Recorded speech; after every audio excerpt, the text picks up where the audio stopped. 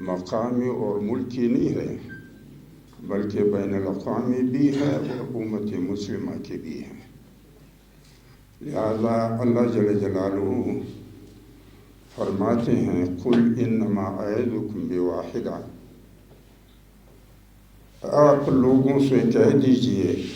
کہ تمہاری خیر خواہی کے لیے صرف ایک بات کے بارے میں نصیحت کرتا ہوں۔ اب اندازہ لگائیں کہ جب فرمانے والے اللہ ہوں گے اور مخاطب خاتم النبیین ہوں گے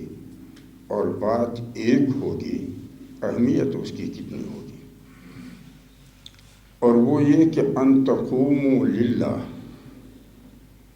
زندگی کے حالات اور معاملات پر جذباتی انداز میں کود نہ پڑا کرو، اور نہ ہی زندگی کے مسائل کے بارے میں فیصلے حس، خواہش اور جذبات پہ کیا کرو، بلکہ اللہ واسطے رک جایا کرو۔ تم عام حیوان نہیں ہو کہ تم زندگی کے معاملات کو فقط حس کی بنیاد پہ حل کرو یا جذبات اور خواہشات کی بنیاد پر حالات میں کود پڑو۔ تم وہ حیوان ہو جو انسانی روح کے ذریعے سے اللہ نے تمہیں اپنا نائب اور خلیفہ مقرر کیا، لہذا اس منصب اور رتبے کے خاطر جو اللہ نے انسان کو دے رکھا ہے اس کے خاطر رک جایا کرو۔ محسوسات سے حاصل علوم اس کو قلب کے ظرف میں فکر کے عمل سے رگڑ دو تاکہ اس کے اندر سے اسرار و رموز نمودار ہو جائیں۔ لہذا میں سمجھتا ہوں کہ جلسوں سے یا اس قسم کے پروگراموں سے میں نہیں سمجھتا ہوں کہ امت یا بین الاقوامی مسائل حل ہو بھی پائیں گے یا نہیں پائیں گے، لیکن میں ضرور یہ تجویز دوں گا کہ سنجیدہ لوگوں کا ایسے نشست ہوں کہ وہ مسائل کو حقائق اور واقعات کے تناظر میں تحلیل و تجزیہ کریں۔ ابھی ایک رپورٹ نشر ہوئی ہے بین الاقوامی سطح کی جس میں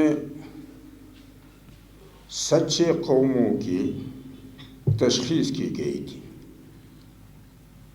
اور میں سمجھتا ہوں کہ اگر وہاں پہ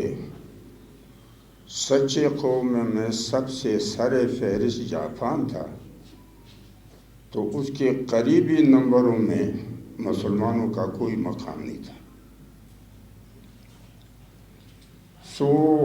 امت مسلمہ کے مسائل خواہشات اور جذبات کے بجائے اگر ہم ٹھنڈے دل و دماغ سے نہایت سنجیدگی سے کہ کیا مشکل ہمارے کردار میں ہے یا مشکل باہر کے اقوام میں ہے، مشکل کہاں ہے۔ دوسری بات یہ کہ دنیا وحدت کی جانب بڑھ رہی ہے۔ UN چارٹر یہ اقوام متحدہ کے سطح پر حاکمیت کا دستور العمل ہے، اور UN چارٹر کے ساتھ تمام ممالک معاہدات کے ذریعے سے مربوط ہیں، اور جس میں سب سے پہلا معاہدہ سیاسی اور سماجی امور کا معاہدہ ہے، اور اس میں جو پہلا باب ہے اس میں ممالک کی تقسیم ہے، اور اس میں یہ وضاحت موجود ہے کہ بعض وہ حکومتیں ہیں جن کے پاس امانتی خطوں کا نظم ہے، اگر ہم حالات کے بارے میں کسی قسم کا کوئی رائے قائم کرتے ہیں تو ہمیں زمانے کے لوگوں کی شناخت بھی ہونی چاہیے کہ ہمارے زمانے کے لوگ یکسو ہیں یا دوغلے ہیں۔ ہمیں پھر دنیا کے حالات سے بھی آگاہ ہونا چاہیے کہ یہ آج کی دنیا بکھری ہوئی دنیا ہے یا پروئی ہوئی دنیا ہے، اور ہمیں یہ بھی دیکھنا چاہیے کہ جو ہمارے حکومتیں ہیں وہ ویلفیئر ہیں یا سیکورٹی اسٹیٹس ہیں۔ تو اس لیے میں ڈائریکٹر صاحب کے اس پروگرام کے انتظام کا اور محترم سفیر صاحب کے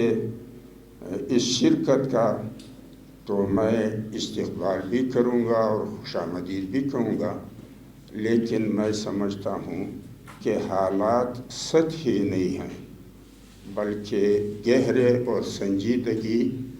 اور فکر و تدبر کے متقاضی ہیں، اور